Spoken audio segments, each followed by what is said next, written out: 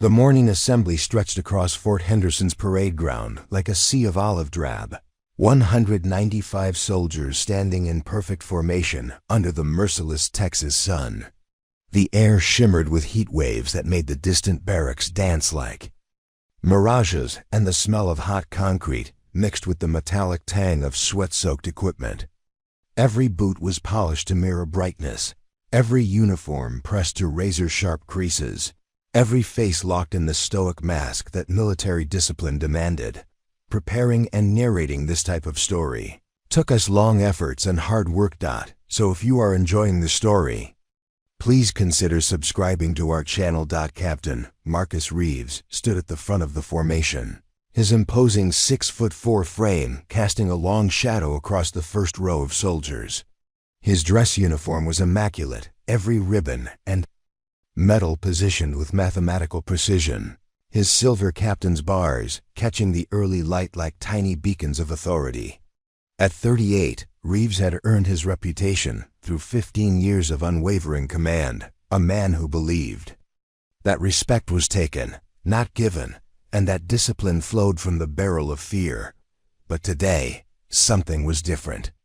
Today, there was a disruption in his perfectly ordered world. Staff Sergeant Elena Vasquez stood in the third row, her 5'6" frame appearing almost delicate among the towering figures surrounding her. Her dark hair was pulled back in regulation style, not a strand out of place, and her uniform bore the crisp lines of someone who took pride in military bearing. But it was her eyes that set her apart, deep brown pools that held steady despite the weight of 194 pairs of eyes avoiding hers, despite the whispers that had followed her for 3 weeks. Despite the invisible target that seemed painted on her back. She clutched a manila folder in her left hand, the edges slightly worn from handling. Inside were documents that would change everything: personnel files, incident reports, witness statements, and photographs that told a story no one wanted to hear. The folder felt both weightless and impossibly heavy, like holding evidence of gravity itself. The trouble had started 23 days ago, though its roots ran deeper than most realized. Fort Henderson had been Elena's home for 2 years, ever since her transfer from Fort Bragg following her husband's deployment to Afghanistan. She'd arrived with commendations for her work as a logistics specialist, her record spotless save for one notation, that she'd volunteered for every dangerous assignment her previous unit had offered. Some called it courage. Others whispered it was recklessness, born from a woman trying to prove she belonged in a man's world. Elena remembered her first day at Henderson with crystalline clarity. She'd reported to Captain Reeves' jaw tightened as he processed the implications of Elena's legal maneuvering. She had outflanked him strategically, transforming what he'd intended as a simple exercise in command authority into a complex legal situation that involved multiple layers of military oversight. The mention of the Inspector General's office carried weight that extended far beyond the boundaries of Fort Henderson, invoking federal authority that could end careers and result in criminal prosecution. "You think you're clever, Sergeant," Reeves said, his voice dropping to a tone that carried barely contained rage. "But paperwork and regulations won't protect you from the consequences of destroying unit morale and operational effectiveness." Elena could see this shift in his approach, abandoning legal intimidation in favor of something more personal and dangerous. The controlled facade of military professionalism was cracking, revealing something uglier underneath. She recognized the moment when men who were accustomed to having their authority go unquestioned realized that their power had limits, and those limits were being tested by someone they'd underestimated. "Sir, the only thing destroying unit morale is the knowledge that equipment needed for soldier safety is being stolen and sold for personal profit," Elena replied. "Operational effectiveness requires trust and leadership, and that trust has been violated by the actions documented in these files." The exchange had evolved beyond military courtesy into something approaching open warfare, conducted in the formal language of regulations and procedures, but carrying the emotional weight of fundamental disagreement about duty. Honor and institutional. Loyalty. Private Rodriguez, standing in the second row, had been at Fort Henderson for only 6 months, but he'd already learned to recognize the subtle signs of leadership, failure that more experienced soldiers sometimes chose to ignore. Elena's allegations resonated with his observations about equipment shortages, delayed supply deliveries, and the general atmosphere of secrecy that surrounded certain administrative functions. Corporal Singh, positioned near the center of the formation, represented the middle-career soldiers who formed the backbone of military effectiveness. With 4 years of service and deployment experience, Singh understood the life-and-death importance of reliable supply chains. Her expression remained professionally neutral, but Elena could see recognition in her eyes, acknowledgement that the accusations being made were consistent with problems Singh had noticed, but hadn't been able to explain. The heat on the parade ground was becoming oppressive, but neither Elena nor Captain Reeves showed any inclination to conclude their confrontation. Both understood that backing down now would constitute defeat, and the stakes were too high for either party to accept that outcome gracefully. "Sergeant Vasquez," Captain Reeves said, stepping even closer until he was violating normal social distance boundaries, using physical proximity as a weapon of intimidation. "You seem to believe that your personal interpretation of administrative irregularities gives you the right to publicly embarrass your commanding officer and undermine military discipline." Elena could smell his aftershave, could see the individual pores on his face, could count the small scars that testified to years of military service. The proximity was designed to trigger submission responses, to make her feel overwhelmed by his physical presence and retreat into compliance. Instead, Elena stood her ground with the steady composure that had been forged through years of facing down challenges that were designed to break her spirit. She'd learned in childhood that bullies escalated their tactics when initial intimidation failed, becoming more dangerous but also more vulnerable as their desperation became apparent. "Sir," she said, her voice remaining steady despite the psychological pressure being applied, "my interpretation is supported by documentary evidence, witness testimony, and mathematical analysis that any competent investigation will verify. The embarrassment to command comes from the criminal activity, not from its exposure." The response was calculated to shift focus back to the substance of her allegations, while demonstrating that she wouldn't be deterred by physical intimidation. Elena understood that every soldier in formation was evaluating not just the content of their exchange, but the manner in which both parties conducted themselves under pressure. Captain Reeves seemed to recognize that his traditional intimidation tactics were failing against an opponent who had prepared psychologically for exactly this confrontation. His face flushed slightly as frustration began to override tactical calculation, and Elena could see him approaching the moment when angry men made mistakes that revealed their true character. "You want to play games with documentation and regulations?" Reeves said, his voice rising enough to carry an edge of genuine anger. "Let me show you how this game ends."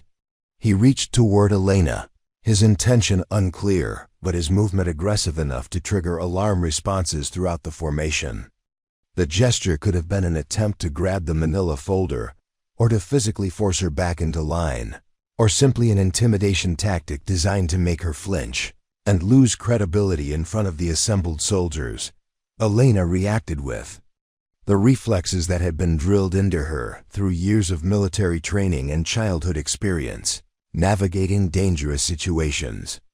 As Captain Reeves' hand moved toward her, she stepped smoothly to the side, caught his wrist with practiced precision, and applied leverage that brought the much larger man under control with mechanical efficiency. The movement was so quick and smooth that many soldiers in the formation missed the initial motion. Seeing only the result, their imposing captain suddenly bent forward at an uncomfortable angle, his wrist held in a control position that demonstrated Elena's complete mastery of the situation. "Sir," Elena said calmly, maintaining the wrist control while speaking in a voice that carried clearly across the stunned formation, I would recommend against any physical actions that might be interpreted as assault on a soldier. Reporting evidence of criminal activity. The silence that followed was absolute and electric. 195 soldiers stared in shock at the tableau before them. Staff Sergeant Elena Vasquez, all 5'6" of her, holding Captain Marcus Reeves in a submission hold that rendered his superior size and rank temporarily irrelevant. The manila folder lay at Elena's feet where she'd dropped it to defend herself, its contents scattered but still visible as evidence of the corruption that had triggered this unprecedented confrontation. Captain Reeves' face cycled through expressions of shock, rage, and something approaching panic as he realized that his attempt at physical intimidation had backfired spectacularly. Every soldier present would remember this moment, the instant when institutional authority collided with physical reality and discovered its limitations. "Release me immediately," Reeves said, his voice tight with pain and humiliation, "or face charges of assault on a superior officer." Elena maintained the control hold with steady pressure, her training allowing her to keep the much larger man immobilized while appearing completely composed. She understood that this moment would define not just her own future, but the message sent to every soldier who might face similar ethical dilemmas in years to come. "Sir, I will release you as soon as you acknowledge that physical intimidation of soldiers reporting criminal activity violates military regulations and federal law," Elena said. This defensive action was necessary to prevent what witnesses can testify appeared to be an assault. The negotiation was being conducted with Captain Reeves bent at an uncomfortable angle, his authority completely undermined by his inability to break free from a hold applied by someone half his size. Elena could see recognition dawning in his eyes, the understanding that his career was effectively over regardless of how this confrontation concluded. Staff Sergeant Williams took a half-step forward, his movement barely perceptible, but significant as the senior non-commissioned officer in the unit. Elena met his eyes and saw something that surprised her, respect mixed with concern for the consequences that would inevitably follow this public humiliation of command authority. "Sergeant Vasquez," Williams said quietly, his voice carrying just enough to be heard by nearby soldiers, "the situation is controlled. Perhaps we should consider de-escalation procedures." The intervention was carefully phrased to avoid taking sides, while acknowledging Elena's position and suggesting a face-saving conclusion that might limit the damage for all parties involved. Elena recognized the wisdom in Williams' approach, but she also understood that premature de-escalation might allow Captain Reeves to regroup and retaliate more effectively. "Staff Sergeant Williams," Elena replied, maintaining her hold while addressing the senior NCO, "I appreciate your concern for unit stability. However, proper de-escalation requires acknowledgement that criminal activity cannot be suppressed through physical intimidation of whistleblowers." The exchange demonstrated Elena's strategic thinking, even in the midst of physical confrontation.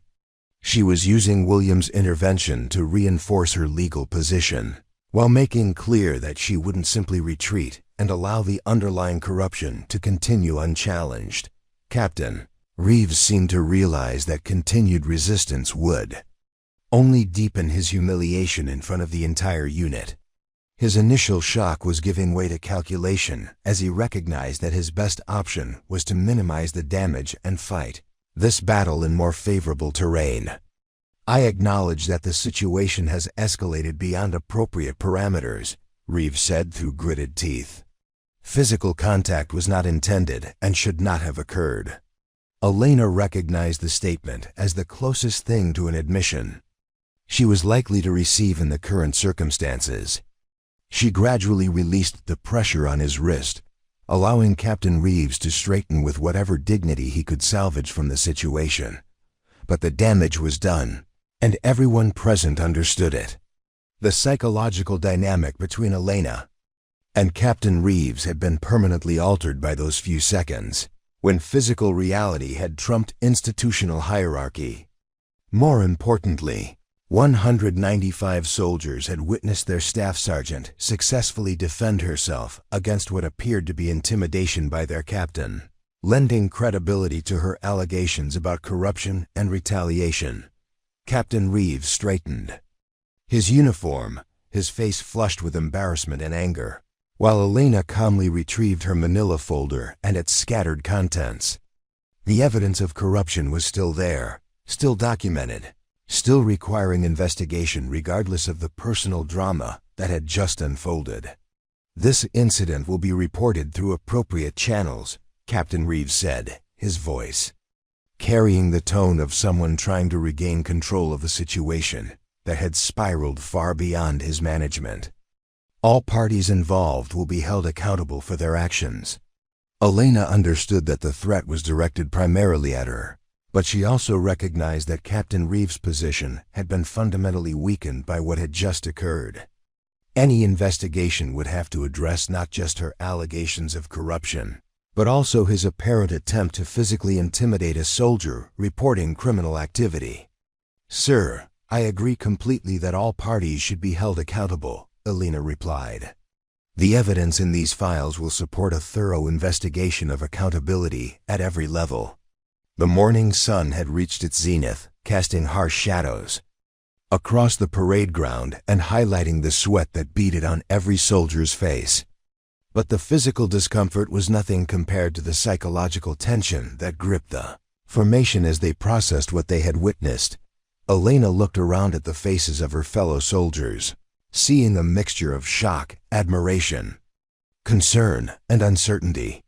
Some would support her actions as necessary courage in the face of corruption. Others would view her as a troublemaker who had destroyed unit cohesion for personal reasons. Most would simply try to avoid being caught in the crossfire of the investigation that would inevitably follow. But Elena had crossed the point of no return, and she felt a strange sense of peace in the clarity of her position. She had done what duty required, protected herself from physical intimidation, and ensured that evidence of corruption would receive the investigation it deserved. The personal consequences would be significant, but they were acceptable given the importance of the principles at stake. The confrontation that had begun as a test of wills between staff sergeant and captain had evolved into something larger, a defining moment that would be remembered and discussed in barracks conversations for years to come.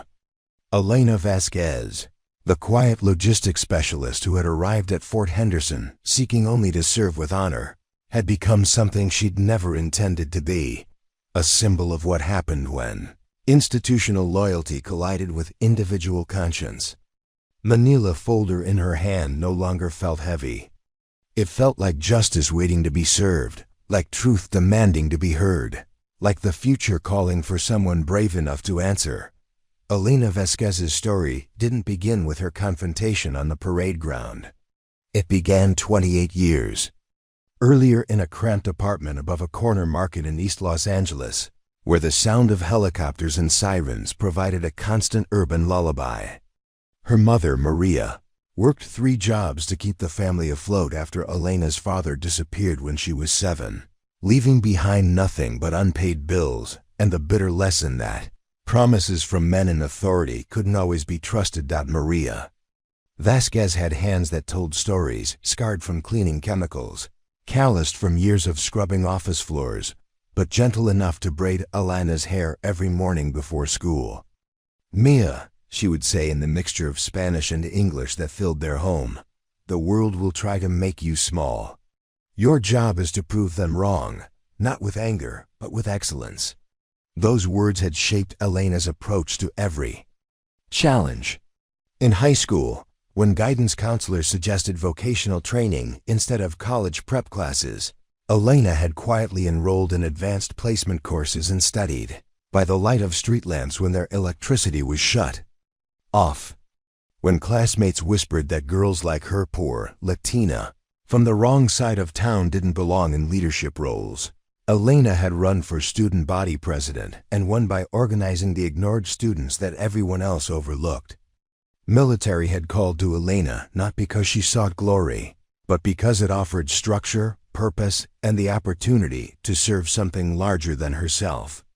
The recruiter who'd visited her high school had painted pictures of education benefits, travel opportunities, and career advancement that seemed like fairy tales to someone who'd grown up watching her mother count grocery money in food stamps and crumpled bills. But military life had brought its own challenges, particularly for a woman in a system that remained predominantly male despite official policies of inclusion. Elena's basic training had been a crucible that tested every assumption she'd held about her own capabilities. Drill sergeants who seemed designed to break down everything soft and civilian had pushed her beyond limits she hadn't known existed. She remembered the night during basic training when she'd called her mother from a payphone, tears streaming down her face as she confessed her doubts about whether she belonged in uniform. "Elena," Maria had said, her voice carrying the strength that had sustained their family through every crisis. "Your abuela used to tell me that God doesn't give us challenges we can't handle, but sometimes He overestimates our abilities." The joke had made Elena laugh despite her tears. "But you know what she also said? That the strongest steel is forged in the hottest fires. You were born for this, Mia. Trust yourself." That conversation had become Elena's touchstone during the difficult moments that followed. When male recruits questioned her physical capabilities, she'd responded by exceeding fitness standards that many of them struggled to meet. When instructors seemed to scrutinize her performance more harshly than others, she'd used the extra attention as motivation to achieve near-perfect scores on every evaluation. Her first assignment at Fort Bragg had been a revelation. Elena discovered that she possessed a natural talent for logistics, the complex art of moving people and equipment with maximum efficiency. She could see patterns in supply chains that others missed, identify bottlenecks before they became critical problems, and coordinate multiple moving pieces with an intuitive understanding that impressed even skeptical supervisors. More importantly, she'd found her calling in taking care of soldiers. Elena understood that behind every uniform was a person far from home, dealing with fears and uncertainties that rarely made it into official reports. She became known as the sergeant who would stay late to help new recruits navigate administrative requirements, who kept emergency cash in her desk for soldiers whose pay had been delayed, who somehow always knew when someone was struggling with homesickness or relationship problems. Her marriage to staff Sergeant Miguel Santos had been one of those military love stories that began with shared duty shifts and evolved into a partnership built on mutual respect and understanding. Miguel was infantry, Elena was logistics, but they'd found common ground in their commitment to excellence and their shared dreams of building something lasting together. The wedding had been small but perfect, held in the base chapel with Elena's mother flying in from Los Angeles and Miguel's large Mexican-American family driving up from San Antonio. Elena had worn her dress blue uniform instead of a traditional wedding gown, a choice that symbolized how completely she'd embraced her military identity. Their 2 years of marriage had been challenging but fulfilling, marked by the constant juggling act that military couples knew well. They'd shared a small apartment off base, learning to navigate the competing demands of military careers and personal relationship. Miguel had supported Elena's ambitions unreservedly, celebrating her promotions and defending her capabilities to anyone who suggested that women didn't belong in certain military roles. When Miguel received deployment orders to Afghanistan, they'd face the separation with the stoic acceptance that military families learn to master. The night before he left, they'd sat on their small balcony sharing a bottle of wine and making promises about letters, video calls, and the future they'd build when he returned. "You're going to do amazing things while I'm gone," Miguel had said, his hand finding hers in the darkness. "Just remember that being right isn't always the same as being safe. Take care of yourself, Elena. The Army needs people like you, but I need you more." Those words had proven prophetic in ways neither of them could have anticipated. Elena's transfer to Tua Fort Henderson had been both professional advancement and personal necessity. The promotion to staff sergeant came with increased responsibilities and better pay. But more importantly, it offered distance from the constant reminders of Miguel's absence at Fort Bragg. Every familiar place on base carried memories: the commissary where they'd shopped together, the fitness center where he'd spotted her during workouts, the dining facility where they'd shared countless meals while debating everything from military policy to weekend plans. Fort Henderson had promised a fresh start, an opportunity to establish her own reputation without the shadow of being Miguel's wife coloring every interaction. She'd arrived with genuine optimism, eager to apply her logistics expertise to new challenges and contribute to a unit that she hoped would appreciate her skills. The reality had proven more complicated than her expectations. Captain Reeves had established the tone of their relationship from their first meeting, but Elena had initially attributed his coldness to the natural caution of a commander evaluating a new subordinate. She'd convinced herself that professional excellence would eventually earn his respect, that persistence and competence would overcome whatever reservations he might have about her qualifications. The first few weeks had been a careful dance of proving herself while learning the unique dynamics of her new unit. Elena threw herself into work with characteristic intensity, staying late to master new systems, volunteering for additional responsibilities, and working to build relationships with fellow soldiers who seemed friendly but cautious about the new sergeant who asked a lot of questions. She'd rented a small apartment in the town adjacent to Fort Henderson, a place that felt temporary but functional. The walls remained mostly bare, except for a few photographs: her wedding picture, a family photo from her mother's 50th birthday, and a snapshot of her basic training graduation that reminded her of how far she'd traveled from that uncertain girl who'd once doubted her place in uniform. Evenings were the hardest times. Without the structure of duty schedules, Elena found herself confronting the loneliness that she managed to keep at bay during working hours. Video calls with Miguel were scheduled around time differences and operational security requirements, leaving long stretches when her only companions were the silence of her apartment and the weight of missing someone whose return date remained frustratingly uncertain. She'd established routines that helped fill the empty hours. Morning runs through the Texas countryside before dawn, where the only sounds were her footsteps and the occasional cry of a hawk hunting in the gray light. Evening sessions at the base fitness center, where physical exertion provided temporary escape from the mental challenges of navigating military hierarchy. Weekend trips to nearby towns, exploring the cultural richness of Texas with the curious eye of someone still learning to call this place home.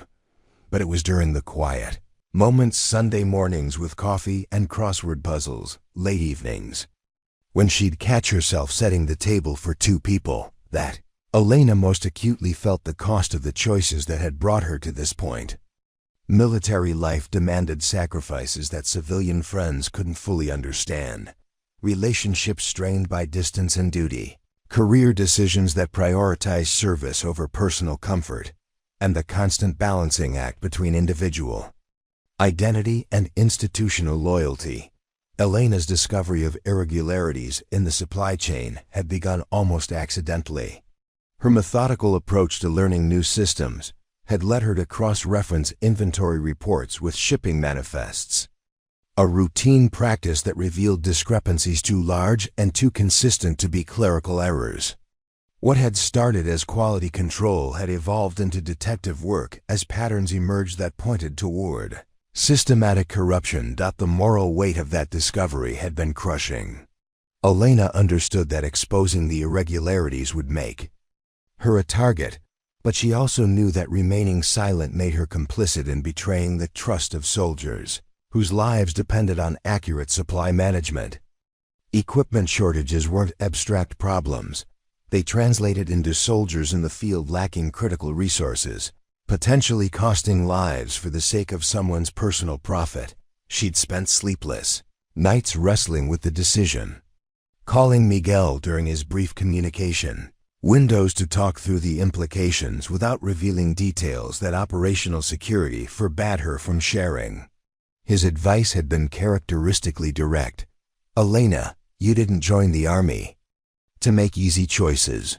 You joined to serve with honor. Trust your conscience. The bureaucratic resistance she'd encountered after filing her initial report had been educational in the worst possible way. Elena had naively believed that presenting evidence of wrongdoing would trigger appropriate investigations and corrective actions. Instead, she'd learned that institutional loyalty sometimes trumped institutional integrity, that careers built on looking the other way created powerful incentives to continue not seeing problems. Captain Reeves' increasingly hostile behavior had forced Elena to confront uncomfortable truths about the gap between military ideals and military reality. The values she'd sworn to uphold, duty, honor, integrity, sometimes conflicted with the unwritten rules about chain of command, unit cohesion, and not making waves that could damage careers or reputations. But Elena had been shaped by a mother who'd taught her that integrity wasn't negotiable, by a husband who'd reminded her that being right mattered more than being comfortable, and by her own experiences overcoming challenges through persistence rather than retreat. The manila folder she carried to formation that morning represented not just evidence of corruption, but a test of whether the institution she'd chosen to serve would ultimately serve the principles it claimed to represent. Standing in formation, Elena could feel the weight of every choice that had brought her to this moment. The scared girl who'd once doubted her place in the military had evolved into a woman who understood that her place was wherever integrity needed defending. Wife missing her. Deployed husband had found strength in knowing that her actions honored the sacrifice both of them were making for their country. The morning sun beat down on the parade ground, but Elena felt steady despite the heat. She'd spent years learning that courage wasn't the absence of fear, it was the decision to act according to your values despite fear's presence. Today would test everything she'd learned about herself, about the military, and about the price of choosing principle over convenience. The confrontation with Captain Reeves was no longer theoretical. It was happening now in real time, with 195 witnesses and no possibility of retreat. Elena's grip on the manila folder tightened as she prepared to discover whether the institution she'd devoted her life to serving would ultimately prove worthy of that devotion. Captain Reeves closed the distance between them with deliberate steps, each footfall echoing across the silent parade ground like a countdown to confrontation. His shadow fell across Elena's position, and she could smell the starch in his uniform, see the tight lines around his eyes that spoke of a man whose authority had rarely been challenged so publicly. The 195 soldiers in formation remained motionless, but Elena could sense their collective tension, the electric anticipation of witnessing something unprecedented. "Sergeant Vasquez," Reeves said, his voice dropping to a dangerous whisper that somehow carried to the furthest ranks. "You will return to formation immediately, or face charges of insubordination, conduct unbecoming, and failure to obey a direct order." Elena felt the weight of the moment pressing down on her shoulders like physical force. Every instinct, trained by years of military discipline, screamed at her to comply, to step back into line and disappear into the anonymous safety of the formation. But the manila folder in her hand seemed to pulse with its own gravity, reminding her of the evidence it contained and the soldiers whose trust had been betrayed by the corruption she'd uncovered. "Sir," she replied, her voice steady despite the adrenaline flooding her system, "the charges that should concern this command are documented in these files. The integrity of this unit has been compromised by systematic theft and falsification of records." The words hung in the air like smoke from a fired gun. Several soldiers in the front rank shifted almost imperceptibly, their trained stillness wavering as they processed the magnitude of what they were witnessing. Elena could see Corporal Jackson, a 20-year-old from rural Alabama, his eyes widening slightly as he grasped that His staff sergeant was essentially accusing their captain of criminal activity in front of the entire unit. Private Martinez, standing 2 rows back, had worked closely with Elena on supply inventories over the past month. She'd been the one to first show him the discrepancies in shipping manifests, walking him through the mathematics of missing equipment that pointed toward organized theft. Now his face reflected the internal struggle between loyalty to the chain of command and recognition that Elena's accusations were grounded in evidence he'd helped compile. Staff Sergeant Williams, the senior non-commissioned officer in the unit, stood rigid in the front rank, his 23 years of service evident in every line of his bearing. Elena had approached Williams 3 weeks earlier, sharing her concerns about the supply chain irregularities and hoping to find an ally in someone with the experience and credibility to give weight to her discoveries. Williams had listened carefully, examined her documentation, and then advised her to be very careful about making accusations that could destroy careers, including your own. His warning had been prescient. Elena could see in Williams' carefully neutral expression the conflict between his personal knowledge that her allegations were justified and his institutional loyalty to a system that had rewarded him for avoiding exactly this kind of public confrontation. Captain Reeves stepped closer, using his considerable height advantage to loom over Elena's position. The intimidation tactic was textbook overwhelming physical presence designed to trigger submission. Reflexes that bypassed rational thought. Elena had seen the same approach used by gang members in her childhood neighborhood, by aggressive customers during her mother's retail jobs, and by drill sergeants who believed that fear was an acceptable motivational tool. "Sergeant," Reeves said, his voice carrying the tone of someone delivering final judgment, "you are making a career-ending mistake based on paranoid delusions and personal grievances. Stand down now, and we might discuss alternatives to a court-martial."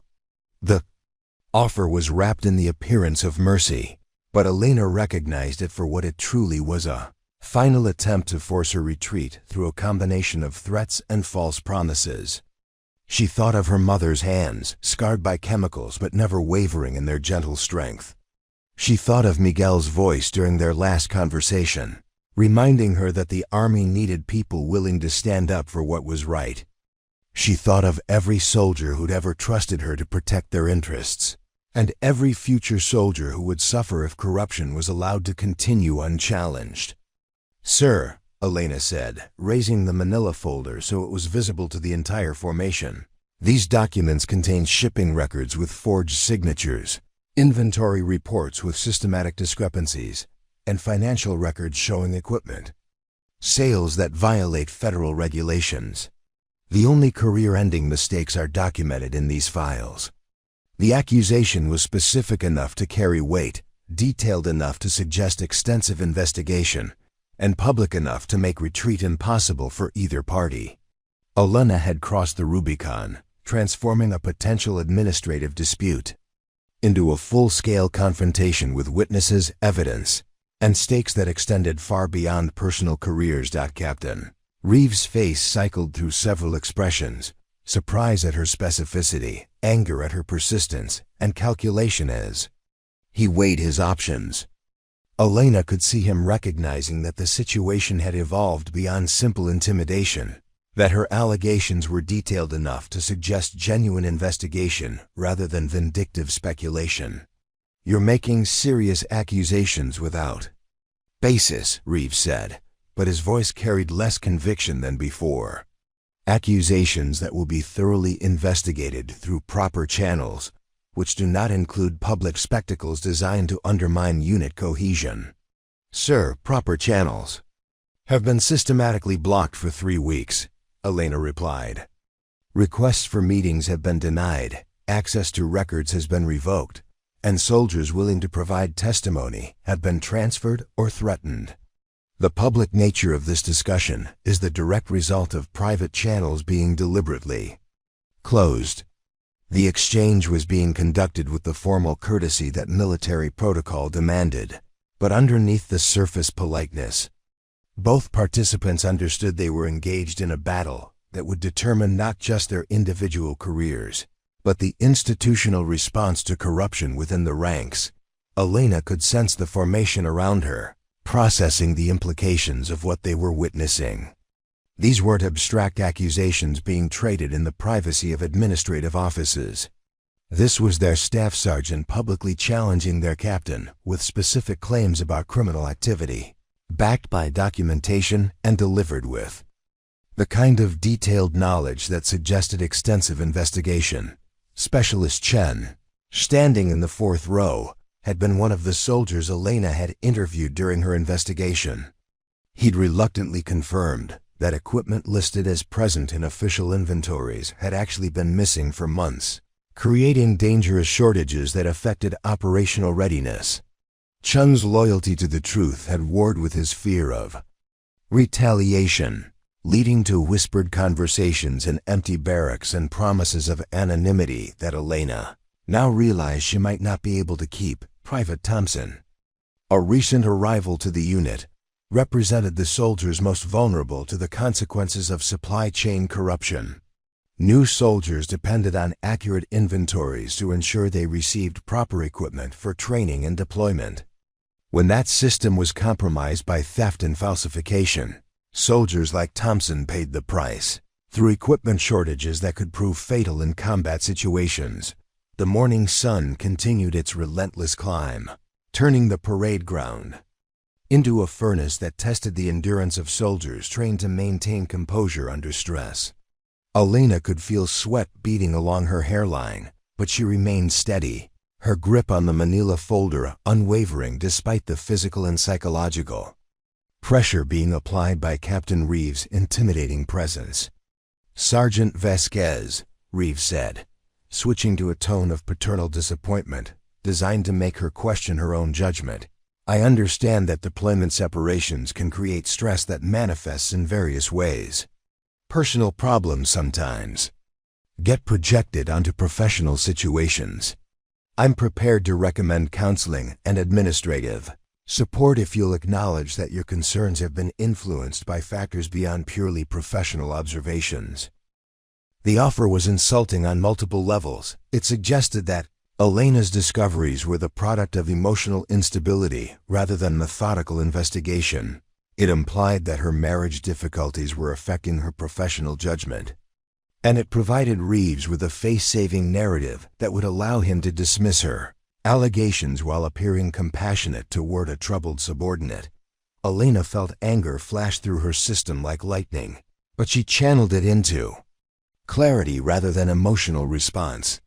The suggestion that her evidence was somehow the product of feminine hysteria or marital stress was exactly the kind of casual sexism that she'd encountered throughout her military career. Assumptions that women's professional concerns could be dismissed by attributing them to emotional or personal problems.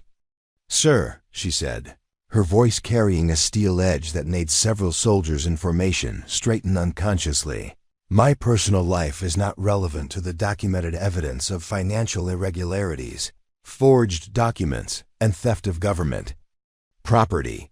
The stress affecting this unit comes from corruption, not from my marriage."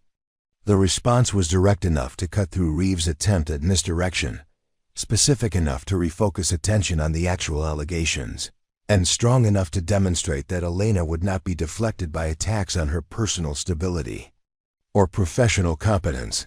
Captain Reeves' expression hardened as he realized that Elena was not going to accept his offered escape routes. The careful dance of military courtesy was giving way to something more primal, the collision of irreconcilable positions where one party had to emerge victorious and the other had to accept defeat. "Sergeant, you are refused permission to continue this discussion in a public forum," Reeves said, falling back on the authority of rank to end a confrontation that was no longer proceeding according to his script. "You will report to my office immediately following this formation for administrative action." Elena recognized the command for what it was: an attempt to move the confrontation behind closed doors, where intimidation could be applied more effectively, where witnesses couldn't observe the pressure being brought to bear. and where the institutional machinery could work to bury inconvenient evidence without public scrutiny. Sir, I respectfully decline to discuss evidence of criminal activity in private settings where documentation might be compromised or testimony suppressed, Elena said. These allegations require investigation by appropriate authorities with jurisdiction over military justice matters. The response was careful, legally sound, and strategically brilliant. Elena was refusing to be isolated where she could be more easily intimidated while simultaneously invoking higher authorities that outranked Captain Reeves. She was transforming a personal conflict into an institutional matter that would require formal investigation rather than administrative suppression. The formation remained frozen in perfect military bearing, but Elena could sense the electric tension running through the ranks like current through copper wire. Every soldier present understood that they were witnessing something unprecedented. Direct challenge to command authority based on allegations serious enough to involve criminal investigation. Staff Sergeant Williams cleared his throat slightly, the sound barely audible but significant in its breach of formation silence. Elena glanced toward him and saw recognition in his eyes, acknowledgement that her position was legally sound and that the situation had evolved beyond simple insubordination into something that required careful institutional response. Captain Reeves seemed to recognize that his traditional tools of intimidation were proving ineffective against an opponent who had prepared for exactly this confrontation. Elena's responses were too measured, too legally informed, and too publicly delivered to be dismissed through standard pressure tactics. Sergeant Vasquez, Reeves said, his voice rising slightly as frustration began to show through his professional facade. You are dangerously close to conduct that will result in your immediate arrest and confinement pending court-martial proceedings. The threat was serious and specific, carrying the weight of military justice procedures that could indeed result in Elena's immediate detention if Captain Reeves chose to exercise his authority. But Elena had spent 3 weeks preparing for this moment, researching regulations and consulting with military legal resources to understand exactly what protections existed for soldiers. Reporting evidence of criminal activity. Sir, she said, her voice carrying clearly across the formation, regulations specifically protect soldiers who report evidence of criminal activity from retaliation, including false charges designed to suppress testimony. The Inspector General's office has already been notified of potential whistleblower retaliation in this case. The words landed like artillery shells, their impact visible in the slight widening of Captain Reeves' eyes and the subtle shift in posture among several senior non-commissioned officers who understood the legal implications of Elena's statement. She was no longer just a subordinate challenging her commander. She was a protected witness whose treatment would be scrutinized by authorities, specifically tasked with investigating military corruption. The morning air seemed to thicken as the confrontation reached its crucial point. Elena could feel the collective attention of 195 soldiers focused on this moment, understanding that the outcome would define the character of their unit and establish precedents that would affect every future case where duty conflicted with convenience. Captain Reeves, aftermath of the parade ground confrontation, rippled through Fort Henderson like shockwaves from an earthquake, reaching every corner of the base within hours despite official attempts to contain information about what had occurred. Elena found herself at the center of a storm that she had anticipated, but could never have fully prepared for, as the machinery of military justice began its inexorable process of investigation and accountability. The first indication that her world had changed came 2 hours after formation, when a pair of military police officers appeared at her desk in the logistics office. Sergeant First Class Martinez and Corporal Thompson arrived with expressions of professional courtesy that couldn't quite mask their curiosity about the soldier who had reportedly taken down Captain Reeves in front of the entire unit. Staff Sergeant Vasquez, Martinez said, his tone carefully neutral. "Colonel Harrison requests your presence in his office immediately. You're advised to bring any documentation relevant to allegations made during this morning's formation." Elena gathered her manila folder and additional files she'd compiled during 3 weeks of investigation, understanding that the moment she'd prepared for was finally arriving. The walk to the battalion commander's office felt like crossing a bridge that would burn behind her, leaving no option for retreat, regardless of what awaited on the other side. Colonel James Harrison was a 26-year veteran whose office walls displayed the accumulated honors of a distinguished career, combat ribbons from 3 deployments, commendations for leadership under fire, and photographs with senior military leaders that testified to his position within the institutional hierarchy. But it was his eyes that impressed Elena most: intelligent, skeptical, and unmistakably honest.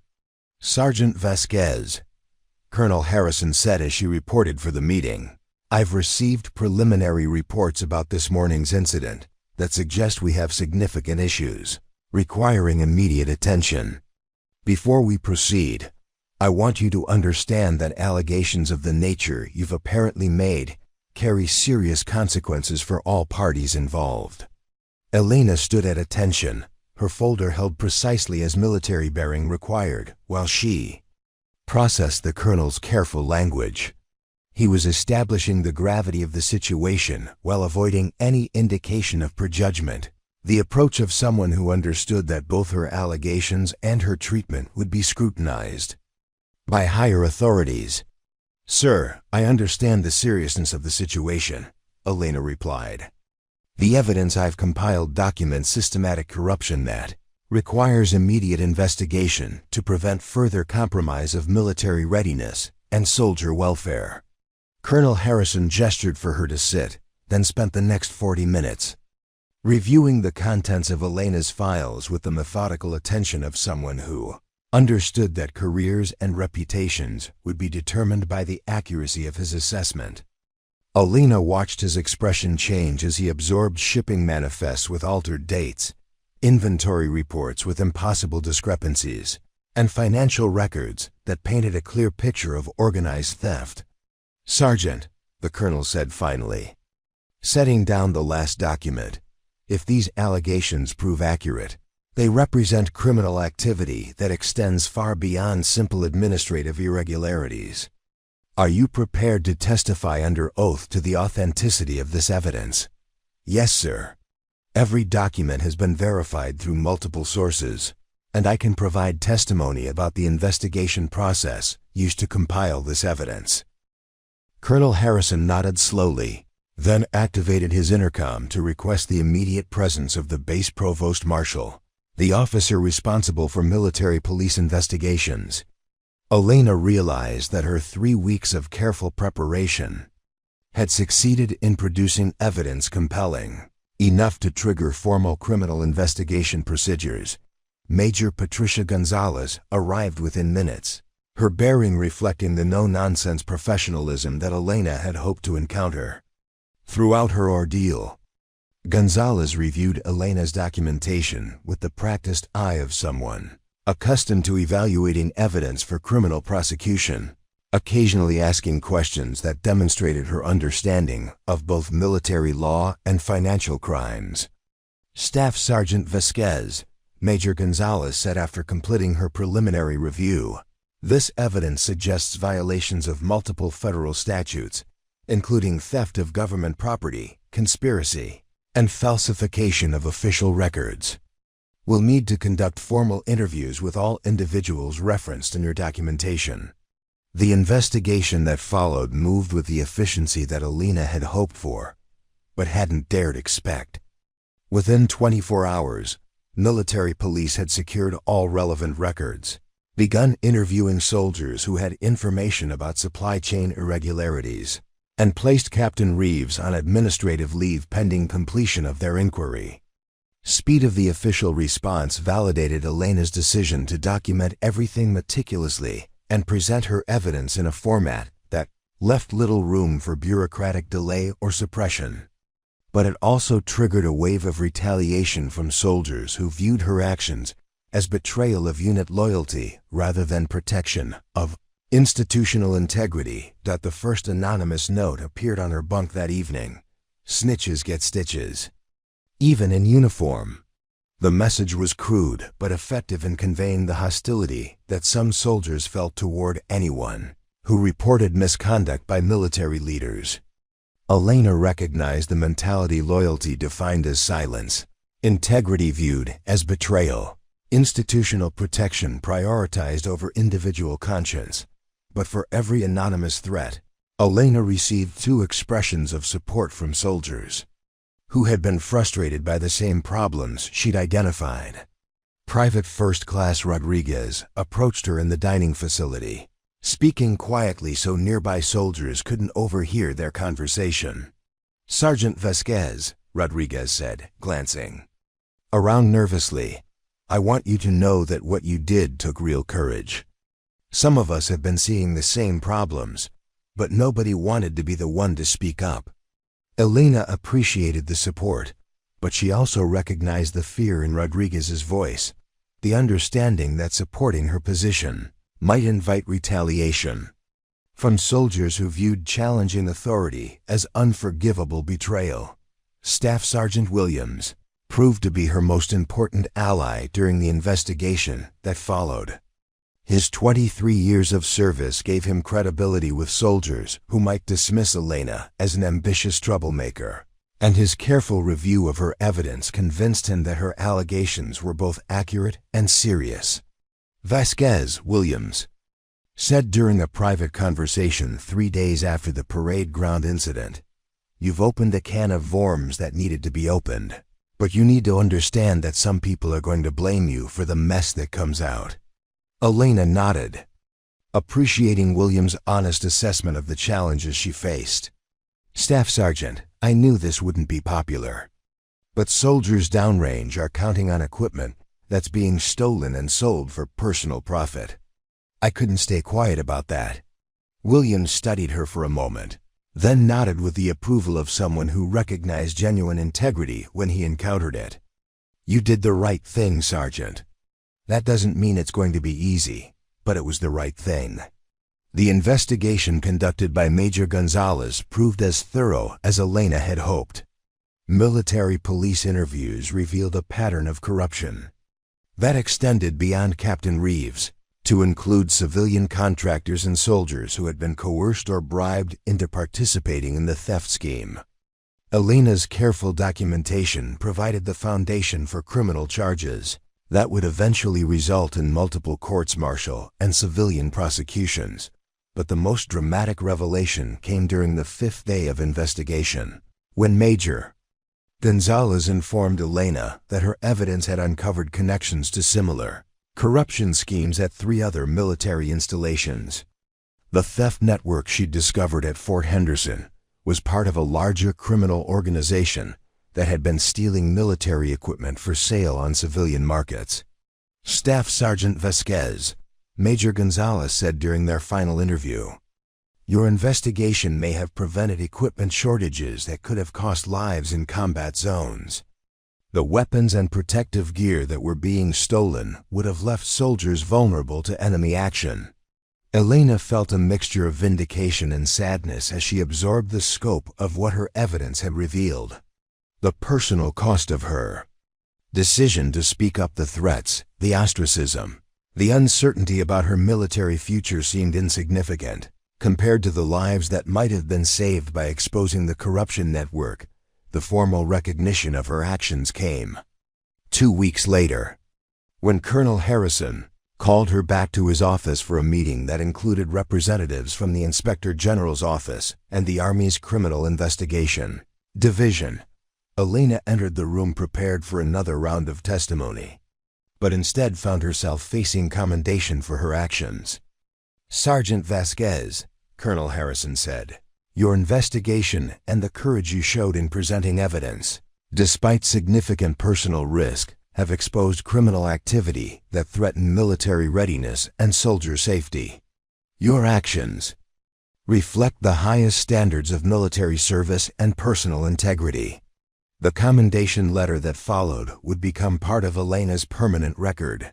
documenting her role in uncovering corruption and protecting the interests of soldiers throughout the military system. But Elena understood that the real recognition came from something much more valuable, the knowledge that she had acted according to her conscience and upheld the values that had originally drawn her to military service. The personal vindication was meaningful, but Elena found herself most moved by the responses from soldiers whose lives had been affected by the corruption she'd exposed. Letters arrived from military units around the world, thanking her for ensuring that equipment shortages wouldn't compromise their safety during dangerous deployments. One letter came from Afghanistan, written by a soldier whose unit had received body armor that might not have been available if the theft network had continued operating. Staff Sergeant Vasquez, the letter read, "I don't know if we'll ever meet, but I want you to know that your courage means my family won't receive a folded flag because someone was stealing the equipment that keeps me alive." Elena kept that letter in her desk drawer, reading it whenever she needed, reminding about why her decision to speak up had been worth the personal cost. The trial of Captain Reeves drew attention from military justice observers throughout the Army, as prosecutors presented Elena's evidence to demonstrate how systematic corruption had compromised military readiness at multiple installations. Elena testified for 3 days, walking the court through her investigation process and explaining how she'd identified patterns that pointed toward organized criminal activity. Captain Reeves' defense attorney attempted to portray Elena as an ambitious soldier who had manufactured evidence to advance her own career, but the documentation she'd compiled proved too comprehensive and too well corroborated to be dismissed as personal vendetta. Witnesses confirmed her accounts of blocked meetings, denied access to records, and threats designed to suppress her investigation. The moment that Elena remembered most clearly from the trial came during cross-examination, when the defense attorney asked whether she understood that her actions had destroyed unit cohesion and damaged military morale.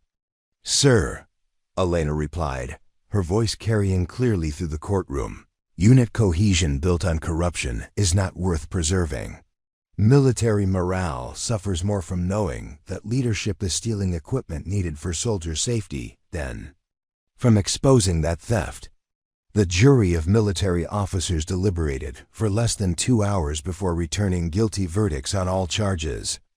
Captain Reeves received a sentence of reduction in rank to private, forfeiture of all pay and allowances, and confinement for 18 months, a PA punishment that reflected both the seriousness of his crimes and the military's determination to send a clear message about corruption. But Elena understood that the real victory wasn't in Captain Reeves' punishment, it was in the systematic changes that followed her investigation. New oversight procedures were implemented to prevent supply chain manipulation. Regular audits were established to catch discrepancies before they became criminal enterprises, and soldiers were provided with clear channels for reporting corruption without fear of retaliation. 6 months after the parade ground confrontation that had changed everything, Elena received orders for her next assignment, a position at the Pentagon working with the Inspector General's office to develop improved procedures for investigating military corruption. The assignment represented both recognition of her investigative skills and institutional acknowledgement that her approach to exposing wrongdoing had been vindicated by results. Elena's final day at Fort Henderson began with a formation much like the one where her confrontation with Captain Reeves had occurred, but the atmosphere was completely different. Colonel Harrison addressed the assembled soldiers about integrity, courage, and the importance of speaking up when institutional values were threatened. Staff Sergeant Vasquez demonstrated that real leadership sometimes requires standing alone against popular opinion, the colonel said. Her actions reminded all of us that our oath is to the Constitution and to the soldiers we serve, not to individuals who betray that trust. After the formation, Elena walked across the same parade ground where she'd faced down Captain Reeves 6 months earlier. The physical space looked identical, But Elena understood that something fundamental had changed, not just in her own life, but in the institution she'd chosen to serve. The manila folder that had contained her evidence was gone, its contents now part of legal proceedings and institutional reforms that would protect future soldiers from similar corruption.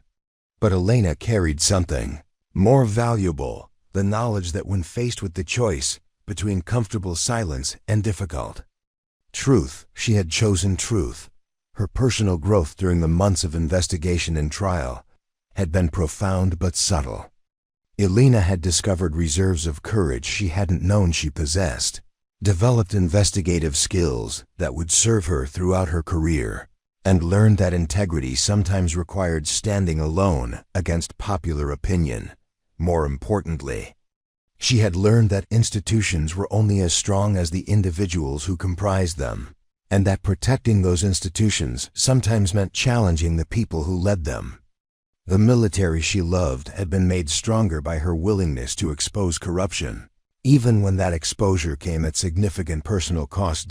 As Elena prepared to leave Fort Henderson for her new assignment, she reflected on the journey that had brought her from a scared girl in East Los Angeles to a staff sergeant whose actions had influenced military policy at the highest levels. Her mother's words about proving the world wrong through excellence had proven prophetic. But Elena had learned that excellence sometimes meant more than just personal achievement. It meant having the courage to demand excellence from the institutions and people around her. The phone call with Miguel the night before her departure had been emotional but proud. His deployment was nearing its end, and they had made plans to reunite at their next duty station with a stronger appreciation for both the sacrifices and rewards of military service. "Elena," he had said, his voice carrying clearly despite the thousands of miles between them, "what you did proves that we chose the right institution to serve. It needed someone like you to remind it of what it's supposed to be." Elena packed her belongings with the systematic efficiency that had characterized her approach to the investigation that had changed everything.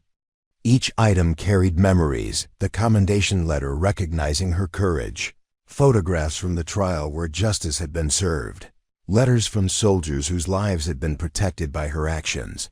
But the most valuable thing she carried was invisible, the knowledge that when tested by circumstances that could have broken her spirit or compromised her values, she had chosen to stand up for what was right, regardless of personal cost.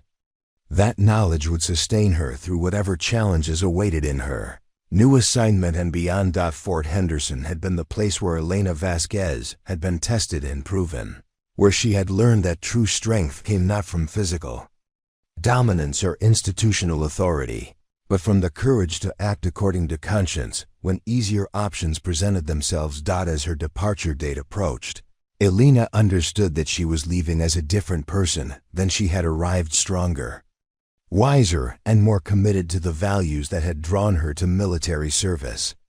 The shy girl from East Los Angeles had become a woman whose actions had influenced military policy and protected soldiers around the world.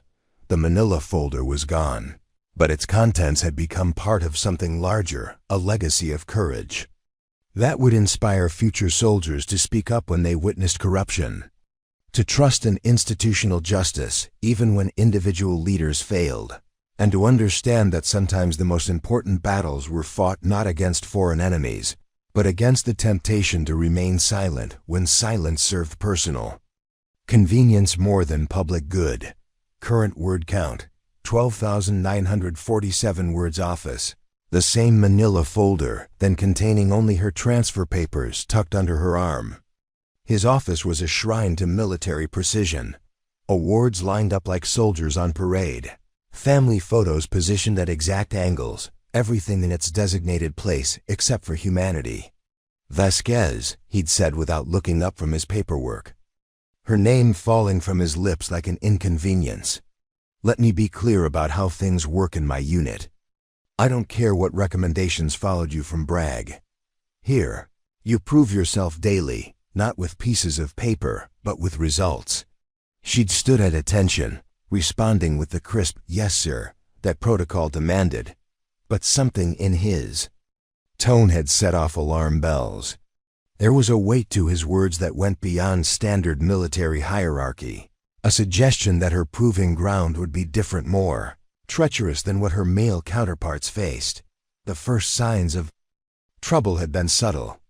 Her duty assignments shifted to overnight watch rotations, while others got prime scheduling. Her equipment requests disappeared into bureaucratic black holes. During unit briefings, Captain Reeves' eyes would skip over her raised hand as if she were invisible, calling on soldiers with half her experience to answer questions she could field in her sleep. But Elena was no stranger to adversity. The daughter of Maria Vasquez, who'd cleaned office buildings by night and raised 3 children. By day in East Los Angeles, Elena had learned early that respect was earned through persistence, not demanded through volume. She absorbed the slights, documented the inconsistencies, and continued performing her duties with a precision that made her colleagues notice what their leadership chose to ignore. The breaking point had come 3 weeks ago during a routine inspection of supply convoy protocols. Elena had discovered discrepancies in the inventory system, missing equipment, forged signatures, supplies disappearing into what appeared to be private sales. The irregularities painted a picture of corruption that reached into multiple departments, with Captain Reeves' signature appearing on several questionable requisition forms. She'd followed proper channels, filing her initial report with the base Inspector General's office. 2 days later, she'd been called into Captain Reeves' office for what he'd termed a discussion about your future at this facility. The memory of that meeting still made her jaw tighten. Reeves had leaned back in his leather chair, his fingers steepled, studying her with the cold calculation of a predator sizing up prey. The air conditioning had been running full blast, making the room uncomfortably cold, but sweat had still beaded along her hairline. "Sergeant Vasquez," he'd said, her rank dropping from his mouth like a weapon, "it seems you've developed some concerns about our operational procedures." "Yes, sir. The discrepancies in the supply chain warrant investigation." Discrepancies. He'd rolled the word around like something distasteful. "That's an interesting way to characterize what appears to be a personal vendetta against your commanding officer." The accusation had hit like a physical blow, but Elena had held her ground. "Sir, the evidence speaks for itself. Protocol requires protocol." Reeves had stood then, using his considerable height to loom over her. "Let me explain. Protocol, Sergeant. Protocol is understanding your place in the chain of command. Protocol is recognizing that ambitious soldiers sometimes see problems where none exist, especially when their own performance reviews are coming due." The threat had been clear, wrapped in the silk of military courtesy, but sharp as a blade underneath. Elena had left that meeting knowing that her choice was binary: retreat into silence and complicity, or push forward knowing that the institution she'd sworn to serve might not serve her in return.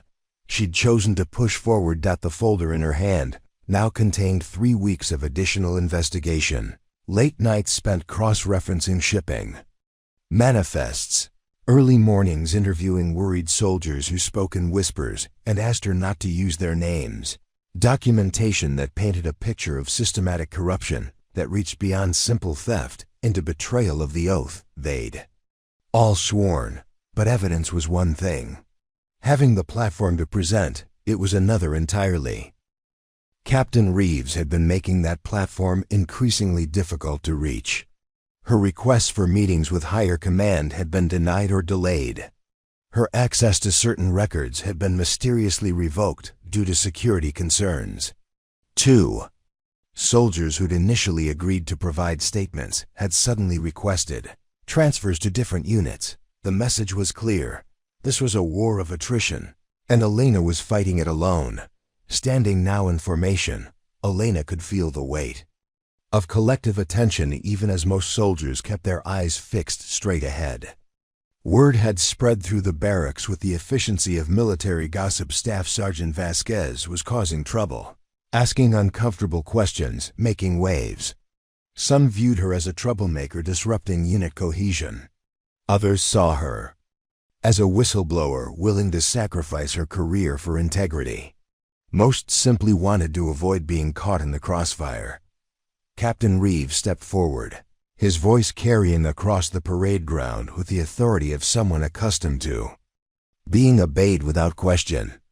Today's briefing will address recent concerns about operational security and the importance of maintaining unit integrity. Elena's grip tightened on the folder. She knew this performance was orchestrated for her benefit, a public reminder of the consequences facing soldiers who forgot their place in the hierarchy. There have been suggestions, Reeves continued, his eyes scanning the formation with calculated precision, that some individuals believe they can circumvent established procedures in pursuit of personal agendas. The words hung in the air like an indictment. Elena could sense the subtle shift in the formation around her shoulders tensing, breathing becoming more shallow, the collective recognition that they were witnessing something beyond routine military theater. Let me be absolutely clear. Reeves' voice rose slightly, carrying the tone of a man delivering judgment. The chain of command exists for a reason. Insubordination, disguised as concern for regulations, will not be tolerated in this unit. Elena felt the moment crystallizing around her like water freezing into ice. Every second stretched into eternity as she weighed her options. She could remain silent, let the moment pass, accept the public rebuke and retreat into the safety of compliance. Or she could step forward into the unknown territory that lay beyond military protocol, into the space where principles mattered more than career preservation. The folder in her hand seemed to pulse with its own heartbeat, and Elena realized that some decisions make themselves. She took a deep breath that tasted of Texas dust and destiny, stepped one pace forward from the formation, and said in a voice that carried across the entire parade ground, "Sir, I request permission to address the discrepancies in the supply chain records that directly contradict your statements about operational integrity." The silence that followed was so complete, it seemed to have weight, pressing down on the 195 soldiers like a physical force. Captain Reeves' face went through a series of rapid changes, surprise, anger, calculation, before settling into a mask of cold fury. Sergeant Vasquez returned to formation immediately. "Sir, with respect, these documents require immediate command attention." Elena held up the manila folder. "The integrity you're discussing is precisely what's been compromised." The morning sun seemed to intensify, casting harsh shadows across the parade ground as two wills collided in full view of nearly 200 witnesses. Captain Reeves began walking toward Elena, each step deliberate and menacing, his imposing frame designed to intimidate through sheer physical presence. But Elena Vasquez had faced down challenges that made an angry officer seem manageable by comparison. She'd grown up in neighborhoods where physical intimidation was a daily currency, where backing down meant being walked over forever. More importantly, she'd spent 2 years in the military learning that courage wasn't the absence of fear. It was the decision to act despite fear's presence. As Captain Reeves approached, Elena could see the calculation in his eyes, the assumption that proximity and authority would force her retreat. She could smell his aftershave, could see the individual threads in his uniform, could count the years of assumed dominance that had taught him that intimidation was an acceptable tool of leadership. What he couldn't see was the steel that had then forged in Elena through years of being underestimated, the resolve that came from knowing that some battles were worth fighting regardless of personal cost. The manila folder in her hand represented more than evidence. It represented every soldier who'd been bullied into silence, every person who'd chosen compliance over conscience, every moment when right had surrendered to might. "Sergeant," Captain Reeves said, his voice low and dangerous as he stopped just inches from her position, "you are dangerously close to insubordination charges that will end your military career." Elena looked up into his face, seeing past the intimidating presence to the man beneath, someone who'd grown comfortable using rank as a shield for behavior that would be unacceptable in any other context. In that moment, she made a decision that would echo far beyond the boundaries of Fort Henderson. "Sir," she said clearly, her voice carrying to every soldier in formation, "the only thing dangerous here is the corruption documented in these files, and I will not be intimidated into silence."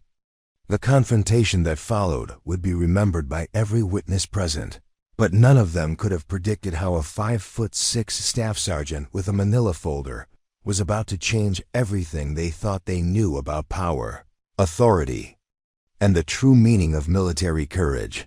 The morning sun climbed higher, and 195 soldiers held their collective breath as two irreconcilable forces prepared to collide in a moment that would define careers, challenge assumptions, and prove that sometimes the most important battles are fought not on distant battlefields, but in the spaces between right and wrong, where ordinary people make extraordinary choices. Elena's assignment to the Pentagon came with responsibilities that extended far beyond her personal career advancement. The Inspector General's office had recognized that her investigation techniques and unwavering commitment to institutional integrity represented exactly the kind of expertise needed to develop new protocols for identifying and investigating military corruption. Her first day in the sprawling complex that housed the Defense Department senior leadership felt like entering a different world entirely.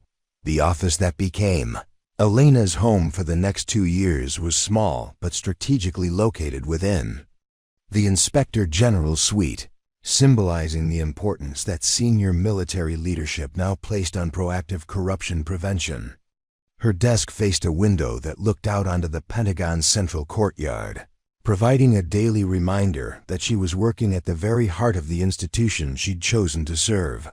Her supervisor, Colonel Sarah Mitchell, was a 30-year veteran whose career had been built on similar investigations that had exposed corruption at multiple levels of military hierarchy.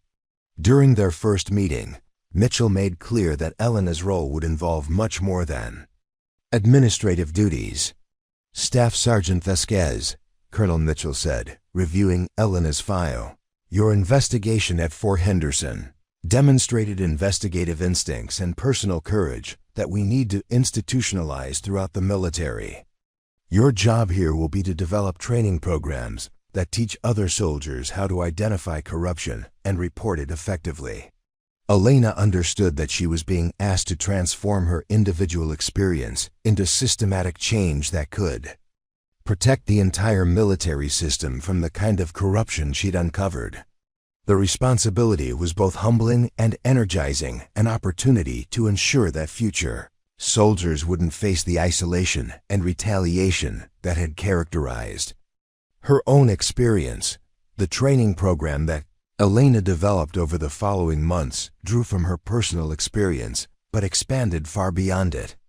She worked with military lawyers, criminal investigators, and behavioral specialists to create a comprehensive approach to corruption prevention that addressed both the technical aspects of identifying financial irregularities and the psychological challenges faced by soldiers who witnessed wrongdoing. Her first pilot program was conducted at Fort Campbell, where she trained a group of senior non-commissioned officers to recognize the warning signs of corruption and understand their legal protections when reporting suspicious activity.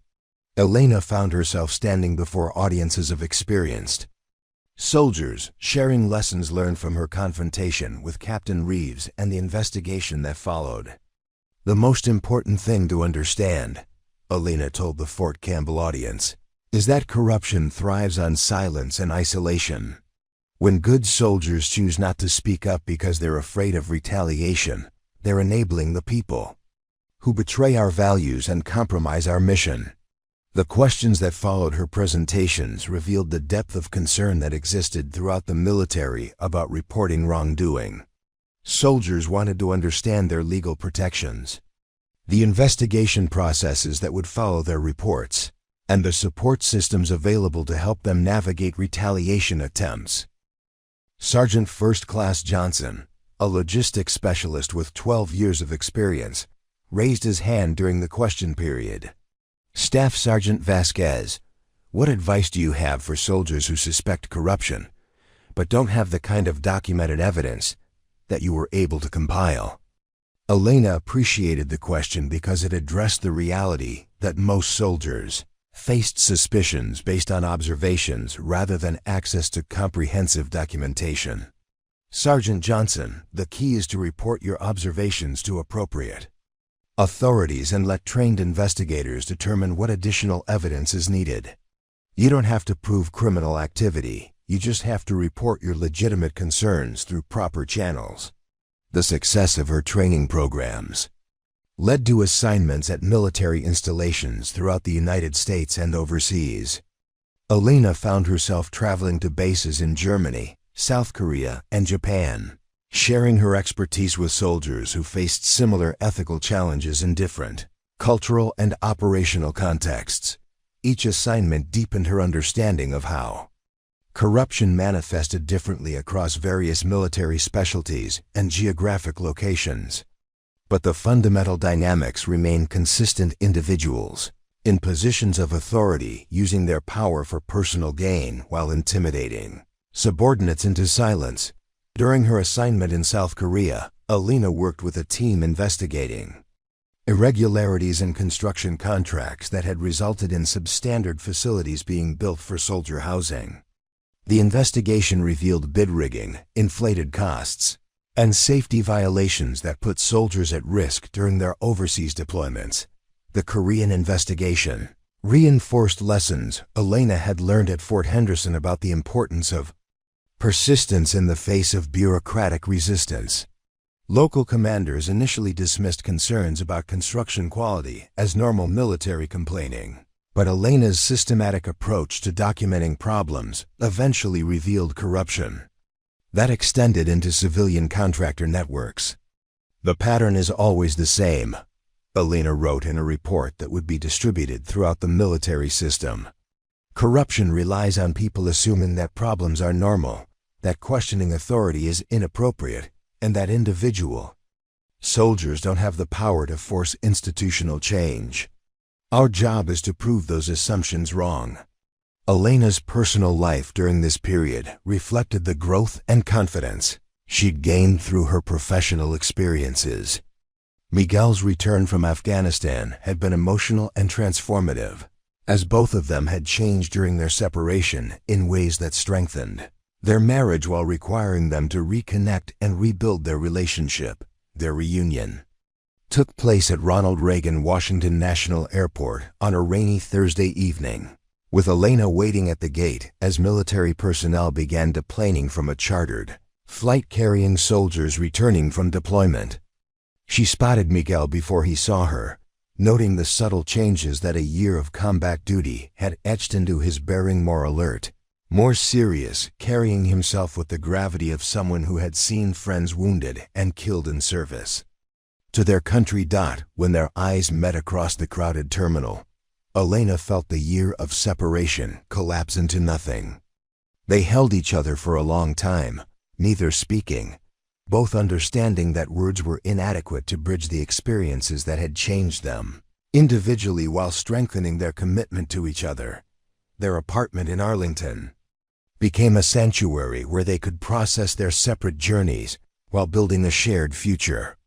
Miguel's combat experience had given him a deeper appreciation for Elena's work exposing corruption, understanding firsthand how equipment shortages and supply failures could cost lives in dangerous environments. "What you did at Fort Henderson probably saved soldiers I'll never meet," Miguel told her one evening as they sat on their balcony overlooking the Potomac River.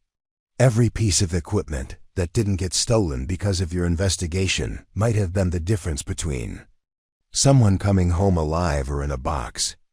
Elena appreciated Miguel's perspective, but she had learned that the real impact of her actions extended beyond preventing specific thefts to changing institutional culture in ways that encouraged other soldiers to speak up when they witnessed wrongdoing.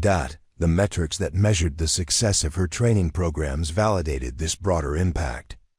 Reports of suspected corruption increased by 37% in units that had received her training, indicating that soldiers were more willing to report suspicious activity when they understood their legal protections and felt confident about the investigation processes that would follow. More importantly, follow-up investigations confirmed that the increased reporting was identifying genuine problems rather than generating false accusations motivated by personal grievances.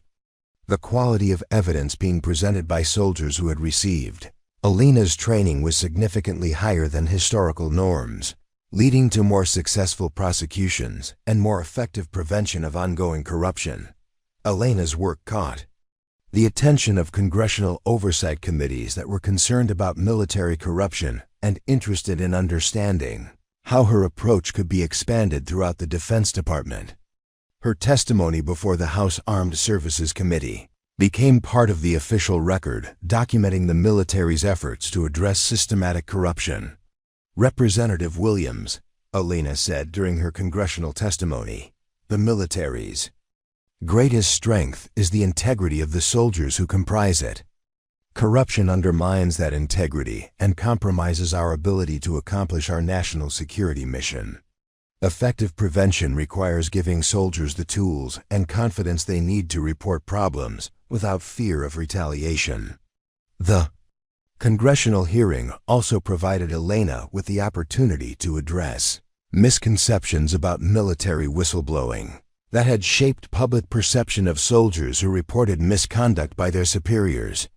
There's a difference between disloyalty and accountability, Elena testified. Soldiers who report corruption are demonstrating loyalty to the institution and to their fellow soldiers. They're upholding their oath to support and defend the Constitution, which includes protecting the military system from individuals who would exploit it for personal gain.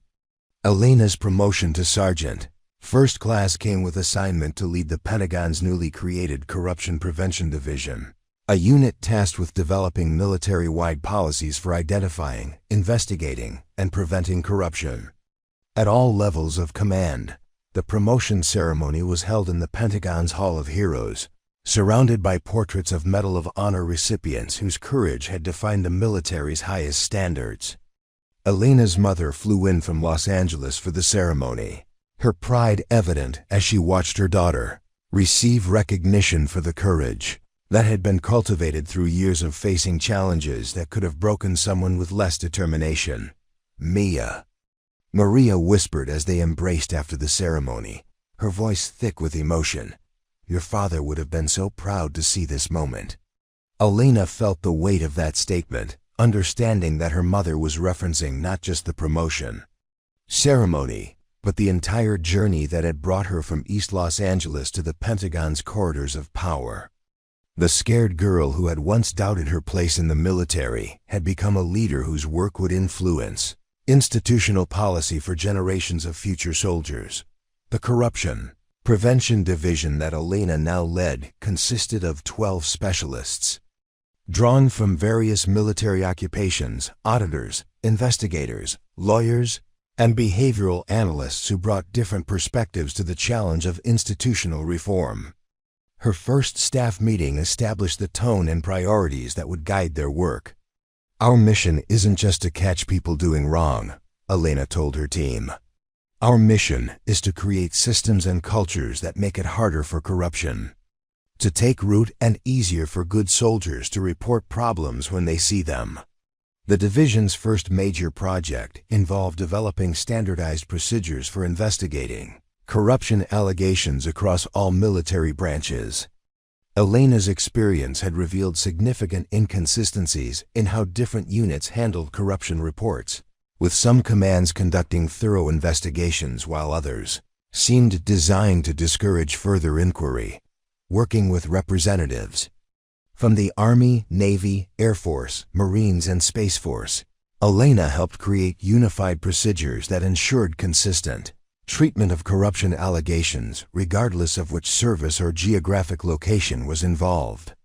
The new procedures included mandatory timelines for investigation completion, standardized evidence collection protocols, and protection measures for soldiers reporting suspected wrongdoing.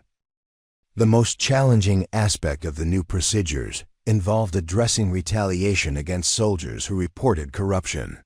Elena's own experience had taught her that formal legal protections were often inadequate against the subtle forms of intimidation that corrupt leaders could employ: delayed promotions, unfavorable duty assignments, negative performance evaluations that couldn't be directly linked to whistleblowing activities.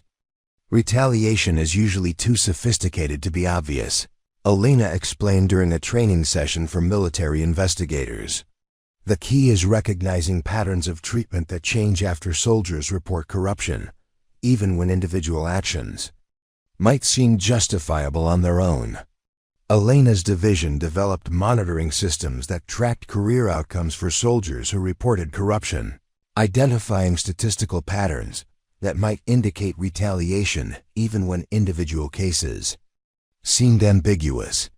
The data analysis revealed troubling trends that confirmed Elena's suspicions about widespread retaliation, but it also provided the documentation needed to address systemic problems.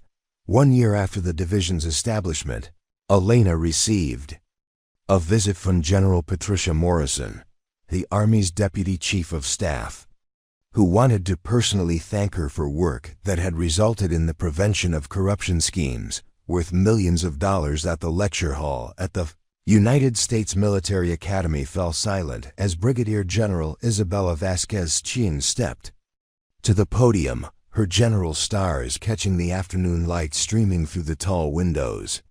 Before her sat the newest class of cadets, young faces eager to understand what it meant to serve with honor in an increasingly complex world. Preparing and narrating this type of story took US-long efforts and hard work. So if you are enjoying the story, please consider subscribing to our channel. 40 years ago, Isabella began, her voice carrying the authority earned through decades of military service.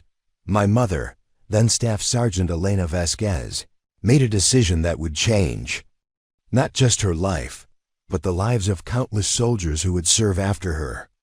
Isabella had told this story hundreds of times, but never in this setting, never to an audience that would soon take the same oath her mother had sworn decades earlier. Today's telling felt different, more urgent, more personal, more essential. She was holding a manila folder containing evidence of corruption that was literally putting soldiers' lives at risk. She could have filed it away, transferred to another unit, finished her enlistment quietly. Instead, she chose to speak up, knowing it might cost her everything she had worked for. A cadet in the front row, her name tape reading Martinez, raised her hand. General, what gave your mother the courage to take that risk when she knew the potential consequences? Isabella smiled, remembering asking her mother the same question years earlier.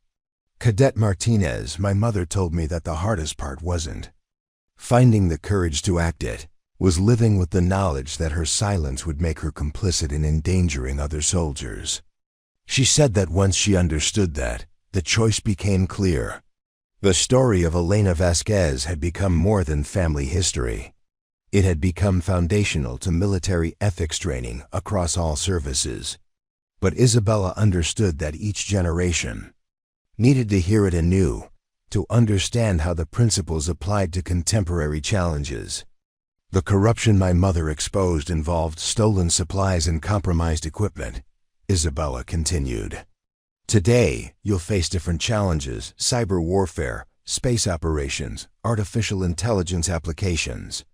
But the fundamental question remains the same. Will you have the courage to do what's right when doing what's right is difficult?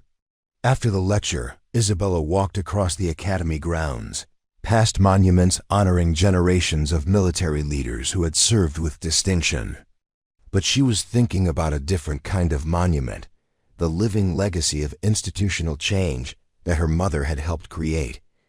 Her phone buzzed with a text from her son Miguel, now a captain serving his first deployment in the Pacific. Mom, the message read, used Abuela's training today.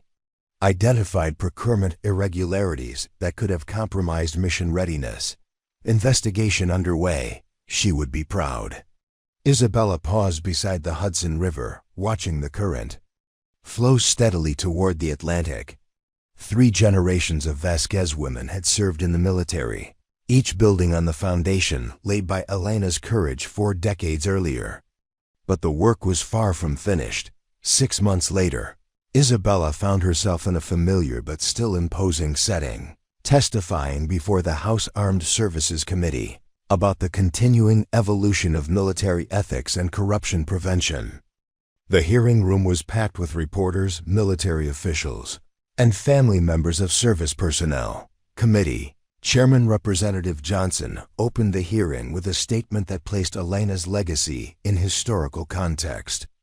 General Vasquez Chun, your mother's actions 40 years ago catalyzed reforms that have saved taxpayers billions of dollars and prevented countless incidents that could have endangered military personnel. But we're here today to discuss emerging challenges that require the same kind of moral courage she demonstrated. Isabella had prepared extensively for this moment, understanding that her testimony would influence policy decisions affecting the next generation of military personnel. Mr. Chairman, the challenges have evolved, but the principles remain constant. Whether we're addressing traditional corruption or emerging threats in cyber and space domains, success depends on individuals having the courage to speak up when they identify problems. Representative Williams, a former military officer herself, leaned forward with a question that got to the heart of contemporary concerns. General, we've seen reports of military personnel being recruited by foreign intelligence services through social media and online gaming platforms. How do we apply traditional corruption prevention techniques to these new threat vectors? Isabella had anticipated this question, drawing on years of experience adapting her mother's methods to technological realities. Representative Williams, human motivations remain consistent regardless of technology. Foreign intelligence services still exploit financial pressures, personal relationships, and career ambitions. Our prevention strategies need to address those psychological vulnerabilities while adapting to digital environments. The hearing continued for 3 hours, covering everything from defense contractor oversight to cybersecurity protocols. But the moment that would be replayed on news broadcasts that evening came when Representative Davis asked about the personal cost of military ethics leadership. General Vasquez Chen, your mother paid a significant price for her courage threats. Isolation, uncertainty about her career. What would you tell young officers who are weighing whether to report misconduct they've observed? Isabella paused, thinking about the letters she still received from military personnel, facing ethical dilemmas similar to what her mother had encountered. Representative Davis, I would tell them what my mother told me. The cost of speaking up is real and significant. But the cost of staying silent is higher, for them personally, for the soldiers who depend on institutional integrity, and for the democracy we've sworn to defend. The hearing concluded with bipartisan support for legislation that would strengthen whistleblower protections for military personnel and expand funding for ethics training programs. But Isabella knew that laws and policies were only as effective as the people charged with implementing them. That evening, Isabella returned to her quarters at Fort Myer, where she found a package waiting her mother's journals, discovered during the process of settling Elena's estate after her peaceful passing the previous year. Elena had lived to see her 91st birthday, surrounded by children, grandchildren, and great-grandchildren who had been shaped by her example of moral courage. Isabella opened the first journal, dated to Elena's early days at Fort Henderson, and immediately recognized her mother's precise handwriting documenting the irregularities she had discovered in supply manifests. But more interesting were Elena's personal reflections on the decision she was facing. I know that speaking up will change everything, Elena had written. I could lose my career, my security clearance, my future in the military. But I keep thinking about the soldiers in Afghanistan who might not come home because of equipment Failures caused by corruption. How do I look at myself in the mirror if I stay silent? Isabella continued reading through entries that chronicled Elena's investigation, the confrontation with Captain Morrison, the months of uncertainty that followed. But she was struck by entries that revealed her mother's doubts and fears, emotions that Elena had rarely shown to her family. "Some days I wonder if I made the right choice," one entry read. "The threats are escalating, and I'm not sure my evidence will be enough to change anything. But then I remember that this isn't really about Captain Morrison, or even about corruption at Fort Henderson. It's about what kind of institution we want the military to be." The journal spanned decades, documenting Elena's evolution from a logistics specialist forced into an ethical crisis to a senior leader whose work influenced policy at the highest levels. But they also revealed the human cost of moral leadership, the sleepless nights, the strained relationships, the constant pressure of living up to the example she had set. Isabella found a letter addressed to her, written by Elena but never sent, dated just months before her death. "Isabella," the letter began, "by the time you read this, I'll be gone. But I hope the principles I tried to live by will continue through you and your children and their children after them. I want you to know that I never regretted the choice I made at Fort Henderson, even during the darkest moments when I wasn't sure I would survive the consequences.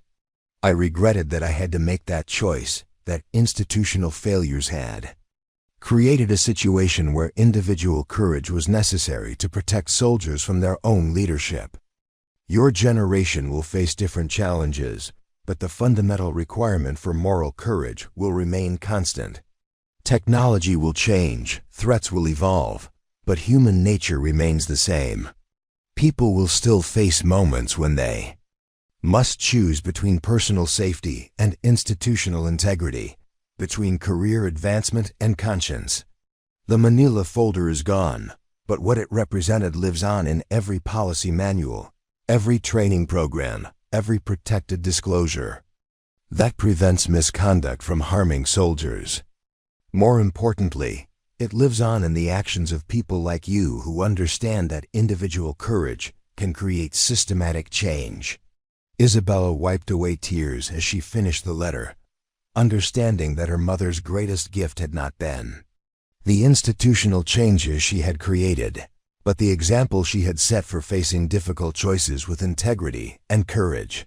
The memorial service for Elena Vasquez was held at Arlington National Cemetery on a spring morning when the cherry blossoms were in full bloom.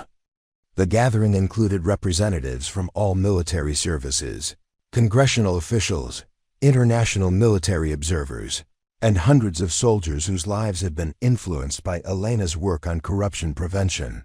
Secretary of Defense Robert Chun, Isabella's husband and a career military officer himself, delivered the primary eulogy, placing Elena's life in the context of American military tradition and democratic values. Elena Vasquez understood something that every generation of military leaders must rediscover, Secretary Chun said.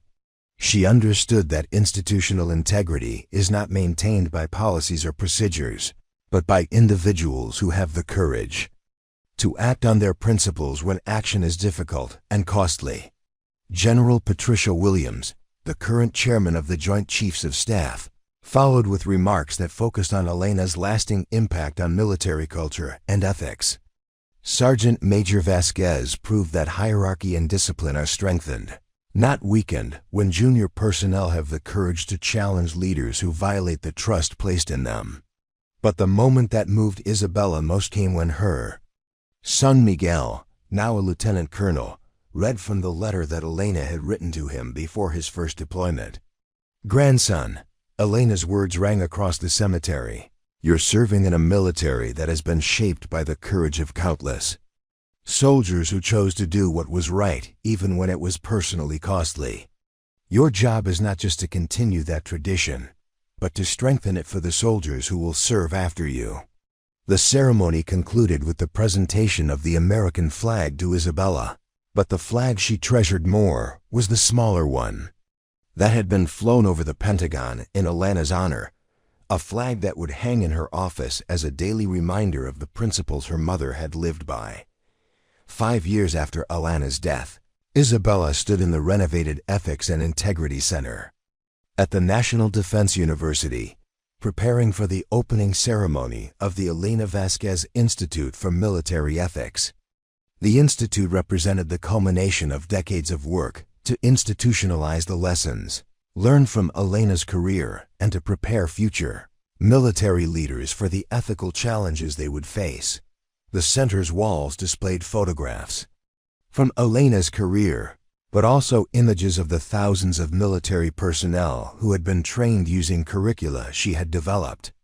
Each photograph represented not just individual success, but systematic change that had protected soldiers and strengthened democratic institutions. Isabella's opening remarks focused on the Institute's mission to prepare military leaders for ethical challenges that didn't yet exist, understanding that moral courage would be required regardless of how technology and warfare evolved. This institute exists because one staff sergeant refused to stay silent when silence would have been easier. Isabella told the audience of military educators, policymakers, and senior officers. But its purpose is to ensure that future soldiers won't have to make the choice between career and conscience that my mother faced, because the systems and protections will already be in place. The Institute's curriculum combined case studies from Elena's investigations with contemporary scenarios involving artificial intelligence, autonomous weapon systems, and cyber warfare. But the core emphasis remained on developing the moral courage necessary to make difficult decisions under pressure. Dr. Sarah Martinez, the Institute's academic director and daughter of the Staff Sergeant Williams, who had served with Elena at Fort Henderson, presented the first graduating class with certificates recognizing their completion of advanced ethics training. Your mothers and fathers served in a military that was transformed by Sergeant Major Vasquez's courage. Dr. Martinez told the graduates, "Your job is to continue that transformation, ensuring that the military remains worthy of the trust that American families place in it." On the 40th anniversary of Elena's confrontation with Captain Morrison at Fort Henderson, Isabella returned to the base where her mother's career-defining moment had occurred. The base had been renamed Fort Vasquez in Elena's honor, and the parade ground where the confrontation had taken place now featured a memorial garden where soldiers could reflect on the courage required to serve with integrity. Isabella walked slowly across the grounds where her mother had made the decision that would define not just her own career, but the careers of countless soldiers who followed. The buildings were different now, modernized and expanded, but the essential character of military service remained unchanged. A young staff sergeant approached Isabella as she stood beside the memorial.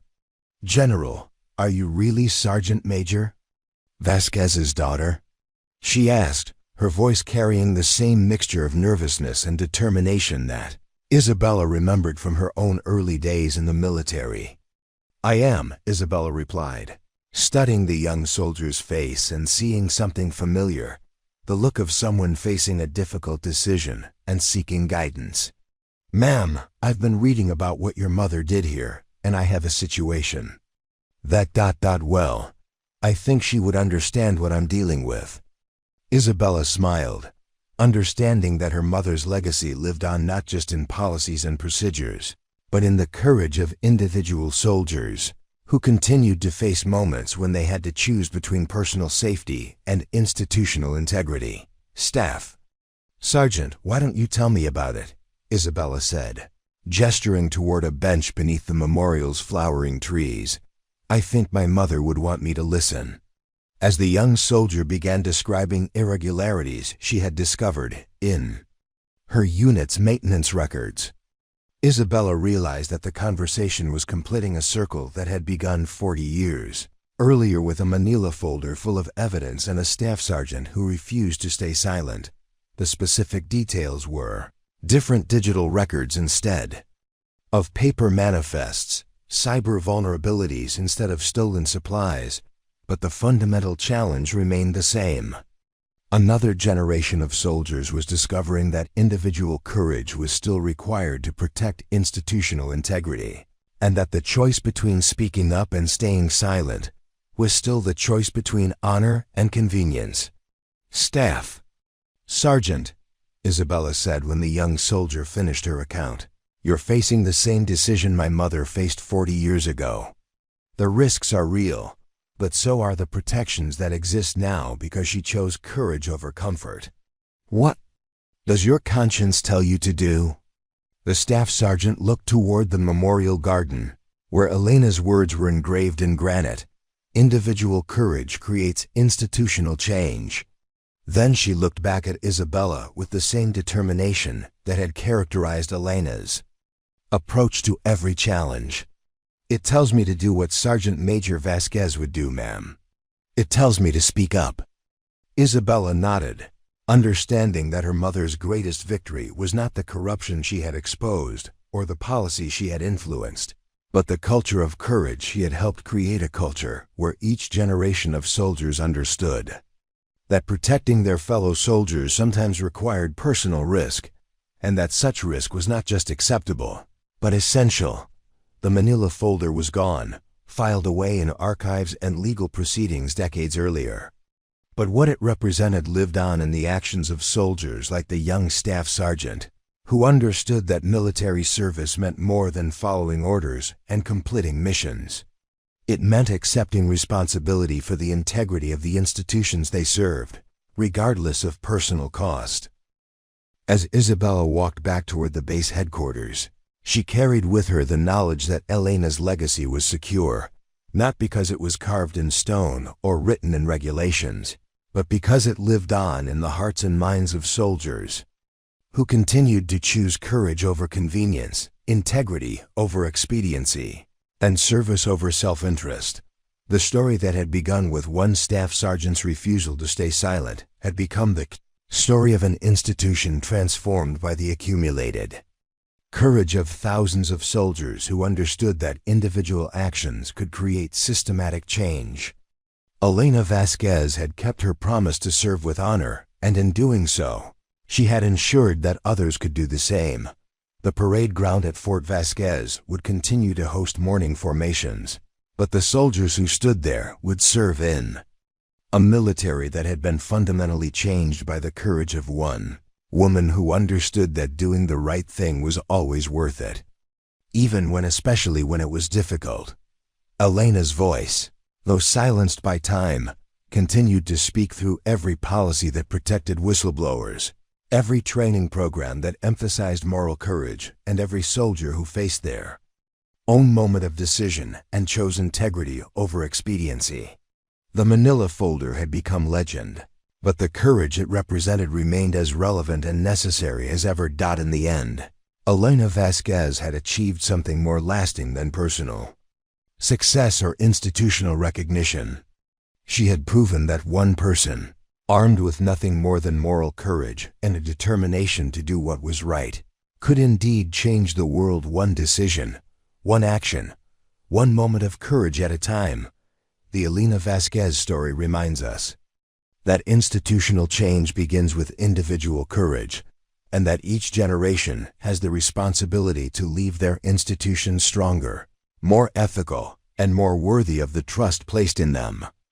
Her legacy lives on in every person who chooses to speak up when speaking up is difficult, and who understands that moral courage is not the absence of fear, but action in spite of fear. Elena's manila folder may be gone, but what it represented, principle that individual integrity can create systematic change, remains as powerful and necessary today as it was 40 years ago on a parade ground at Fort Henderson, when one staff sergeant refused to stay silent.